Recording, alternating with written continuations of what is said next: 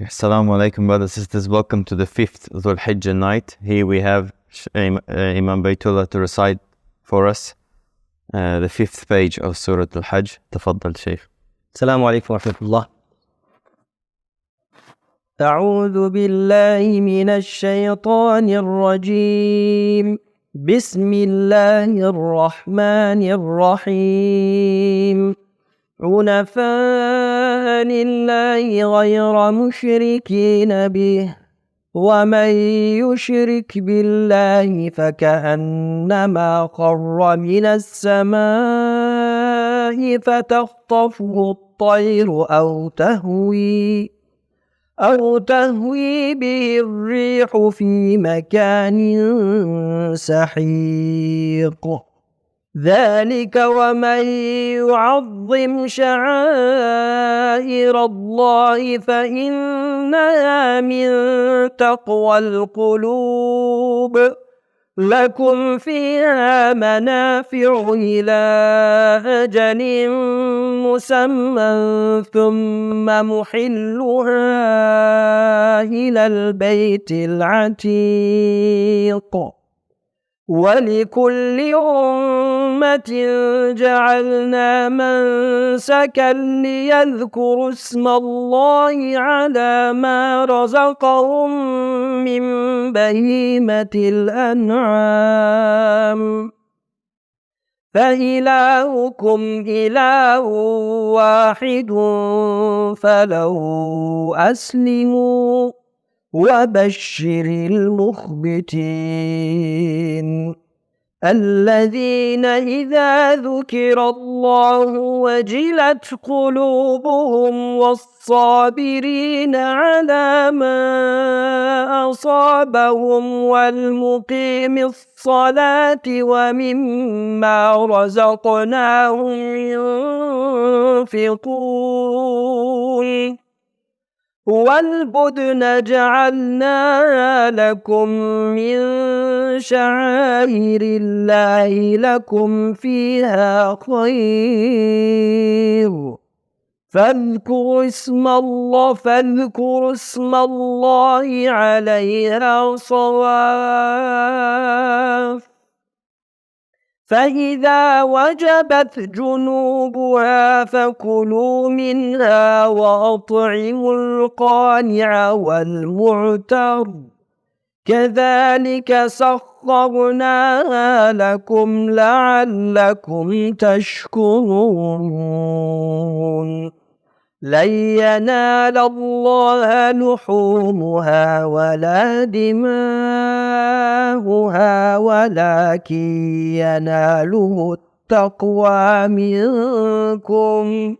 كذلك سخرها لكم لتكبروا الله على ما هداكم وبشر المحسنين. إن الله يدافع عن الذين آمنوا إن الله لا يحب كل خوان كفور. صدق الله العظيم. إلى روح نبينا وصلوات.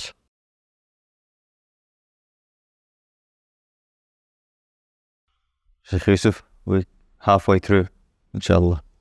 MashaAllah, I accept. To begin with verse number 31. Be believers of pure faith in God, without associating any partners with Him. Whoever associates any partners with God, it is as if he fell down from heaven, and thereupon the wild birds of prey snatch him away, or the wind blows him away into a distant abysmal ditch, causing him to be shattered into pieces. You mentioned this verse in yesterday's page as well, Shaykh Yusuf, that the opposite of bi-ilhadin bi-zulm, to turn away from the truth, the mail anil qasd, is to be leaning towards the truth, and you brought in hunafa ghayr mushrikin lillahi ghayr. The translate. Can you explicate that a little bit, just to recap? Well, I'm going off what you said. You said that the al-hajj and bi-dhulm is like to turn away, incline away from the intended goal, and how even the smallest inclination of the heart away from the truth, it's a great kabira, it's a big sin, particularly in a place like Hajj. And that's to be juxtaposed, you mentioned, with the hunafa'a lillahi ghayr, as if they're constantly turning to Allah subhanahu wa ta'ala in sincerity. It's almost like them two are being juxtaposed. You know what's interesting when you bring that point up, that when you compare the inclination of the person of disbelief, they're turning away from Allah, to the person of belief, they're turning towards Allah.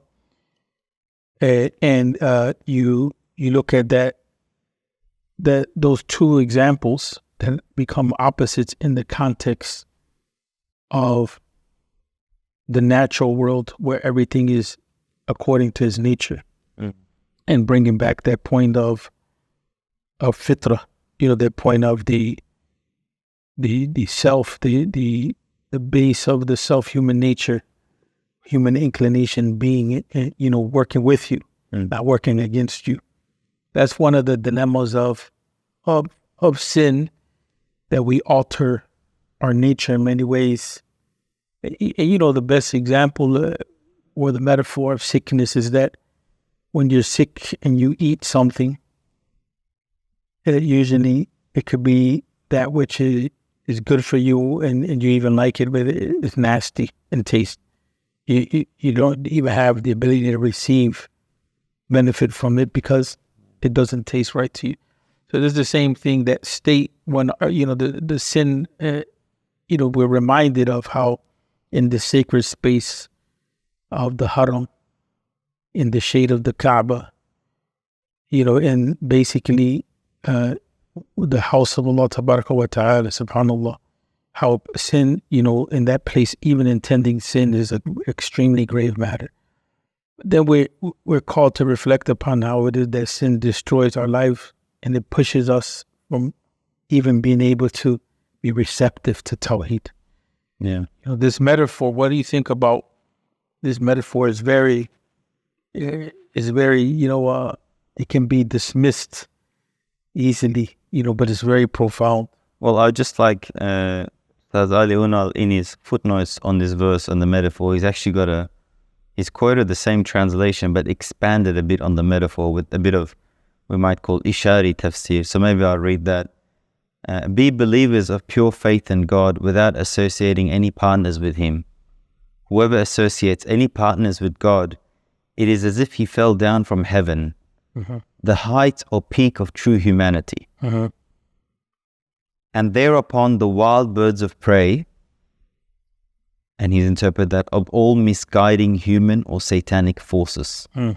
So the birds of the prey are misguiding forces from human and satanic forces.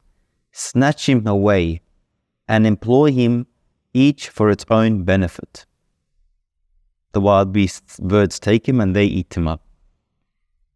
Or the wind, in which he interprets as of lusts, fancies, and events, blows him away into a distant abysmal ditch of misguidance, causing him to be shattered to pieces. But before, when you said about the state of ilhad, al-zulm, and hunafa, many of the brothers and sisters might not know, but a lot of the grammatical states of these verses are hal, and that's why it's in a state of nasab, mansub. We're mentioning this not because we want to go into the grammar of it, but Allah SWT doesn't say, they were hanif. Right. Or He does not say, they were, they established the prayer, or they were patient. But وَالصَّابِرِينَ فِيمَا أَصَابَهُمْ. It's the hal is that's their constant state. It doesn't quantities, yeah. At the quality. It's like become a quality of them, that it can be, any state of this can be described by these two things. And that's what really the Quran, as we sing. It's funny that you mentioned that, and because in Badr al-Amali, there's a description Mullah Ali Qari brings up. He's explaining that text in Aqidah, in the Ilm al-Kalam specifically.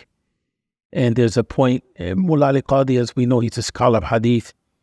And so he's bringing some backing to the these philosophical or rational interpretations of Islamic belief.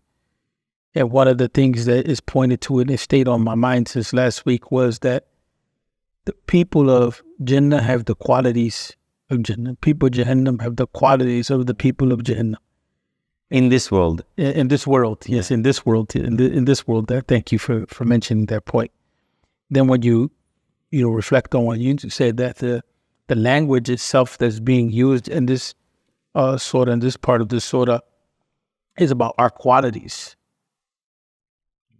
Our qualities, and in reality, Hajj and everything that is intended in Hajj, every aspect of Hajj is about transforming our qualities so that we are, a believing people. So we are the people of Tawheed, so that we take on those permanent changes. And the whole rukn, or the whole pillar of Hajj, it is like that whole movement of life and death in the hereafter. You know what I'm saying? In a symbolic way. And it is that recalling of the struggle of Iman in the world, and establishing Iman in the world is in the person of Ibrahim alayhi salatu wasalam, and his son Ismail alayhi salatu wasalam, and his wife Hajar. You see that reality. And so here, you're bringing this point back about the language is really highlighting that point. Mm. And the person here of this belief, the metaphor, the one who falls from the worship of Allah, is like a man or even a woman who falls from heaven. Is being taken up with false objects of worship, is like the falling man being picked up in the air by birds of prey. They become so vulnerable. We can become so vulnerable that we are open to attack.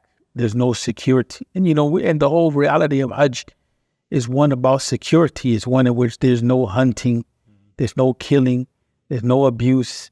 You know what I'm saying? It's supposed to be a place in which there's a sanctuary for you. And so, but here the metaphor, this is a person that is worshiping other than Allah. Has no sanctuary. Everything is in terms of the beasts of prey, so to speak. In this case, the metaphor comes back to the birds of prey. They are able to take the person out. Then the false worship is also like being snatched by a fierce blast of wind. Here, Dr. Ruqayya al-Alwani, she says, the wrath of Allah that throws him into a far place, far away from any place that person could have imagined. And so in the midst, like what Ustad Ali Anad, Allah facilitate for him, he brought up the whole point of being driven by our whims, our desires, and our fancies. Here, when you're in that moment, you're not seeing the end result. Mm. You're experiencing the pleasure. You know what I'm saying? You're lost in the moment. But here's saying that person could not even have imagined that place where they're being driven to. But the Quran describes that place. And here she says, that is hell, the hellfire. Yeah. The Quran is given that descriptive of what is the end result, so that you can see before it becomes a reality for you. You know what I'm saying? Yeah. It's not something that you can keep pushing off. As a matter of fact, the quality that you have now is what's pushing you in that direction. That's true. And that's why, we were reflecting a few sessions back about, an ibadah al-harf, worshiping Allah, and we're with Allah when goodness is with us, what we consider to be good, the benefit of the dunya. And then we turn away from Allah when hardship comes, and in reality what happens is that we're in that's the state of confusion. That's right. And the coming up verse is the total opposite, because it says وَالصَّابِرِينَ عَلَى مَا أَصَابَهُم. In tough times they're actually patient. It just I know we're still in the first verse, but we'll go a bit faster with the next verses. But the imagery that you highlighted about falling from the sky, firstly, I can't help but, I don't know the wisdom, but I feel like there's some sort of a psychological connection with that verse 15, which had a bit of a mushkil analogy. That's also being cut off from the sky. Yes. Yes, yes. It's all as if you're going to die and there's no other way. If you think God is not going to help you or help the Prophet. Yes. It's as if, I mean, this is for another discussion, but the surahs of the Quran, it brings up an image and then it lets that image rest in your mind, take a place, and then it utilizes that same image again. Sometimes the same surahs play with the same types of words, like in Surah Saba, kulla mumazziq, mazziqum. It's repeated a few times. You don't find anywhere else in the Quran, just in that surah. Or sometimes with the images, one image is given, one analogy, but then a different version of that analogy is given. But when you said that thing about the Bayt al-Haram being the place, the most secure place, it's as if what's on top of the, I don't know if this is true, it just occurred to me right now. What's on top of the Kaaba? We believe it's some sort of vertical pole that goes straight to Bayt al-Ma'mur. And you're there to the heavens. And that's sort of, it's as if it's your, some metaphorical elevation straight to like your own personal mi'raj to Allah subhanahu wa ta'ala. But if you fall off that, you don't fall into the Bayt al-Haram or you don't fall into the Haram al-Sharif, which is safe. But you get snatched away by the wild birds and you fall much further away to a place that's not safe. That's as if that analogy, you don't fall into the Kaaba, which is at the bottom, but you fall into places far. I don't know if we could say there's something. I think there's some good books written in literature on just the analogies of the Quran. The Quran gives these analogies, but doesn't exactly give what they fully mean. Perhaps because whatever meaning occurs to you, perhaps that could be muradu ilahi. Obviously, we don't want to say any thought is the intended tafsir of the Quran, but sometimes there's vagueness in the Quran on purpose, as we know with the mutashabih. Let's continue, inshallah. Verse number 32, that is the truth itself. And whoever venerates the public symbols and rituals set up by God, surely it is because of the true piety and God consciousness of their hearts. Here for public symbols, examples are given of the Jummah, Eid prayers, the call to prayer, the sacrifice, and the rites of pilgrimage. Hajj is one of the symbols of God, but here we can use it in holistically. Whoever venerates these things, it's a sign of taqwa. And here, Dr. Ruqayya, she brings up another point of how things are transformed. She brings up the point about the jamarat, or that part of Hajj which there's stoning. And she brings up the point of the kissing the black stone. So Islam, it penetrates the Hijaz and the minds of certain people that are willing, that are open, that are inclined towards Allah. And it takes the same stone that an idol is worshipped with, that's made to be God, so to speak, same type of stone, and then that stone takes on a new meaning. It becomes a means not to say, well, if I worship this stone, it's a mean for me to get close to God, but it becomes a means for the rituals of Tawheed itself. And to stone the devil with the same stones. Yeah. Yes, with the right way. So it is very important to understand that the sha'air of Allah are things that are, in this case, the rituals or the symbols of the deen, or the certain practices of the deen that manifests what is Islam, that show to the people what is Islam, like salah and fasting, and in this case Hajj, that these are legislated by Allah, showing us what is the portal, so to speak. How we able to access Allah. That's you true. know what I'm saying? It's not something just that we make up, but some people can look and they can say, well, this worship, like, we use stones, you use stones. You know what I'm saying? Yeah. And so what's the difference between us? That's right. It what you just reminded me of it with like it says it's from the taqwa of the heart. Yes. And these sha'air of Islam, or the symbols of Islam, we have to be very careful in how we, in what sense? In how we talk about it. And like you mentioned something like the jamarat, you said it was mentioned. Some of these things are sometimes hard for the human mind to grasp. Yes. And if we're not careful, sometimes the human might be inclined to even make slightly mockery or some sort of jokes about it. But when you start making jokes with these major symbols of Islam, it's the total opposite of taqwa. Right. And in fact, some would even say it can take you even further, maybe even open doors to taking you out of the fold of Islam.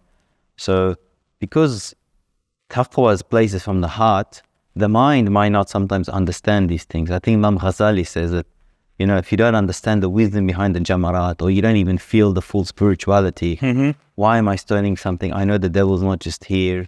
You can get a lot of doubts. Like, So you got to just, at those times, sometimes, sorry to cut you, Sheikh, whether it's coming from your aql, or the doubts are coming, or it's from istihza, a bit of mockery, you got to be very, very careful. These things are the rituals of God.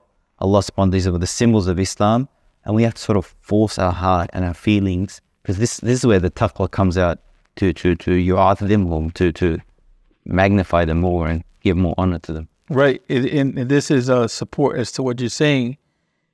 Where Omar says, no doubt that I know that you are a stone can neither benefit anyone nor harm. He's talking about the black stone and the Kaaba. He said, had I not seen Allah's messenger kissing you, I would not have kissed you. Because it's the reality at face value. The stones, is what the idols were made out of. That's right. And that was what was there, what was occupying the people's attention in the Kaaba prior to the messenger, Prophet Muhammad alayhi salatu wasalam, calling to the oneness of Allah and calling to the oneness of the worship of Allah. That's right. So he's done taslim, that, yes, the stone doesn't benefit or harm, but because of taslim to the sunnah of the Prophet, I'll do it. I don't know how strong the narration is. There's one narration that Sayyidina Ali says that, no, it does benefit because it somehow bears witness for those who kissed it in the Day of Judgment. Let's continue to verse number 33. There are benefits for you in them. And here in brackets says the sacrificial animals offering of which in God's cause is among Islam's public symbols and rituals, until the appointed term of their sacrifice. Then their being carried for sacrifice during the Hajj ends in the sacred precincts of the most ancient, honorable house. Verse number 34. For every believing community we have laid down sacrifice as an act of worship to be performed at a certain time and place. So they must pronounce God's name over what we have provided for them of cattle while offering it, and bear in mind that your God is the one and only God, so to Him alone submit yourselves wholly, and give glad tidings to the deeply devoted, humble servants. Those, verse number 35, whose hearts tremble with awe whenever God is mentioned, who are always patient with whatever ill befalls them, who always establish the prayer in conformity with its conditions, and who spend in God's cause and for the needy out of whatever we have provided for them. Yeah, here is very important to remember that the rituals are not end in themselves, but that the end game is, as you mentioned already, is the state of our heart as far as our relationship to Allah. The rituals are there as a means. We don't belittle the rituals, but the state of the heart has to accompany that ritual. Yeah, I had to be honest, a very close Christian friend of mine. He was almost presenting to me that it's as if before the coming of Jesus, those rituals were an end in of themselves. They somehow went. But after Jesus and, the theology they have with the sacrificial lamb, it was God only looked into the heart. Yes. I always remember this verse. We haven't read it. It's coming up that it's not the blood that reaches God, but the taqwa in the heart. Right. The right behind all these rituals is the heart. And we read 3 verses, Sheikh Yusuf. Sorry I didn't give you a chance to, but I thought they're a bit grouped together. But verse 34, that for every ummah, Allah subhanahu wa ta'ala has prescribed a mansik, some sort of rituals. Yes. Perhaps these rituals can sometimes differ. Even the other day, a brother told me he gave a talk, Qurban, and we're going to be talking about the verse of Qurban. He approached it from an angle I've never thought of before, from the angle of when Adam alayhi salam's 2 sons, when one of them offered a sacrifice, Qurban, from one of them Allah subhanahu wa ta'ala accepted, from one of them He didn't. Right. You can see that even from the beginning of dawn of humanity, that this offering of a sacrifice has been there. Yes. Perhaps in different time periods, in different shapes and forms, according to the tafsirs in those times, a sign of it being accepted is that it will just be burnt up or so on. But at the end, Allah says, despite it, all these different, فَإِلَهُكُمْ إِلَهُ وَاحِدٌ, then He says, but your God is one God. So it's as if saying that, yes, there are certain differences in pilgrimages and so on, but like it's turning now, the khitab is again, wa ilahukum, oh humanity, your Lord is one God, and all of these rituals and pilgrimages were there to be symbols of taqwa only to Him. But again, that because the heart has been mentioned so many times, right bang in the middle, the height of what the heart is meant to be at is given in verse 35. Those whose hearts tremble, wajilat qulubuhum, when Allah is mentioned, and then in a state or because of a cause of, who are always patient. And we can't go into the i'rab of this, but this is where something I really encourage brothers and sisters to learn some basic Arabic grammar, to be able to look at these, at least appreciate the tafsir of the nuances. Why is sabirin mentioned here in a state of mansub, whereas the rest are not? Or, especially, some would say, specifically. And then after the salat again mentioned after the sabr. I'll continue, Sheikh Yusuf. Yes. Verse number 36. And the cattle, and in brackets, including especially the camels, Ustaz Aliuna says, we have appointed their sacrifices among the public symbols and rituals set up by God for you, in which there is much good for you. When the camels, are lined up in standing position for sacrifice, pronounce God's name over them. When they fall down on their sides and fully die ready to be eaten, eat of their meat and feed the poor, such as beg not but live in contentment, and such as beg with due humility. In brackets, it is for the purposes and benefits mentioned, and based on the principles mentioned, that we have put the sacrificial animals in your service, so that you may give thanks to Allah subhanahu wa ta'ala. Just want to mention a little very detailed point here. Budun, the Arabic word, some say cattle, but there seems to be a bit of a confusion. Is it just camels, or does it apply to cows as well? And I've been reading some of Imam Tahawi's works, and even there, some of the early ultra-rationalists accused the hadith literature of having incorrect Arabic. And they said this was the case because they translated budun to mean cattle. So there's a bit of a confusion around this from the beginning of the times. And Imam Tahawi goes and he shows that actually when you look at the prophetic hadith al-marfu, from the words of the Prophet, he never used the word budun or budna in the singular form to refer to cattle, to cows. He always used it to refer to camels. And he even brings the hadith, if you come early to the Jummah prayer, then it's like you've sacrificed a cow. And then after it, it's like you've sacrificed a baqarah. So he mentions the words clearly. And then he shows that some of the narrators in the hadith who mention the word budun for cattle, and the confusion emanates from them. He just goes to show that the Prophet's Arabic is afsahu man nataqa bi lughati al-dad, the most eloquent of those who speak Arabic. And I guess we have to also take that into account. But yeah, the verse seems to be talking more about camels than the other animals. And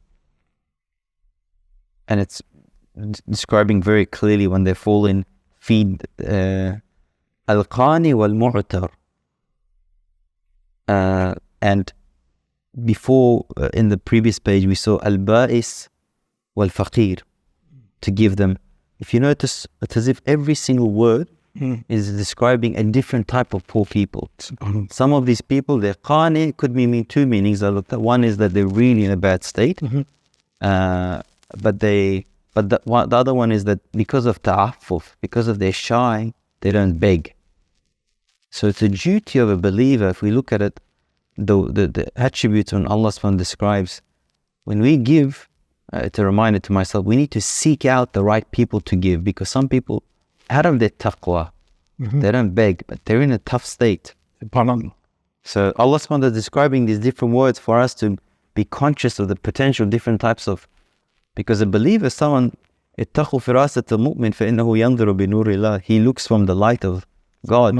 So a believer should be able to tell, have almost a sort of psychological reading who's in a difficult state. through these descriptions and offer them to not leave our brothers in difficult states and sisters. I'm speaking, Ustaz Yusuf, I'm hogging the conversation. You don't leave our brothers and sisters mahroom. Verse number 37. Bear in mind that neither their flesh nor their blood reaches God, but only piety and consciousness of God reach Him from you. In brackets, it is for the purposes and benefits mentioned and based on the principles mentioned that, close brackets, we've put them in your service so that you must exalt God because He has guided you to correct belief and worship and obedience. Give glad tidings to those devoted to doing good, aware that God is seeing them. It's usually the word muhsinin. It's translated as, those who do good, and that God is seeing them because of the different ways you can take ihsan. One thing I really love, I always want to mention this. For Ramadan, it's also been mentioned, وَلِتُكَبِّرُوا اللَّهَ عَلَى مَا هَدَاكُمْ. And now we're in the pillar of Hajj. Yes. لِتُكَبِّرُوا اللَّهَ عَلَى مَا هَدَاكُمْ. To exalt Allah subhanahu wa ta'ala over what He's guided you. But because عَلَى مَا هَدَاكُمْ sort of implies in the past tense, it's a reminder that all these acts of worship are there so that we worship Allah subhanahu wa ta'ala, thank Him for the blessings He's given to us in the past.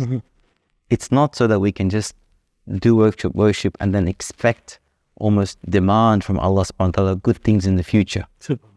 I remember Sayyid Nursi, there's a famous saying, he says this, that acts of worship are for the past.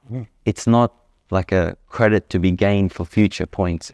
If we ask for future points, for future blessings from Allah subhanahu wa ta'ala, that's because that's a new type of worship where we're declaring our need to Allah subhanahu wa ta'ala. But it's very important in our psychology of worship, we never stand in front of Allah subhanahu wa ta'ala doing something thinking that I'm entitled to receive something from you, which is a very arrogant position one can take. It's a very contemporary mindset. It's not a mindset of revelation. That's a mindset of a business, doing business with Allah in the wrong way. Hafidhan Allah, naam. It's versus, having a relationship of humility and love with Allah. Imam al-Ghazali goes into that a little bit, how we can play with the deen in that way and have the worship of people that do trade with Allah versus people that love Allah. That doesn't mean that it's possible for those people to be accepted by Allah. But the higher relationship is when we have a loving relationship with Allah. And to finish it off, surely verse number 38, God defends strongly those who believe. Certainly God does not love any treacherous, ungrateful one. Allah subhanahu wa ta'ala defends believers.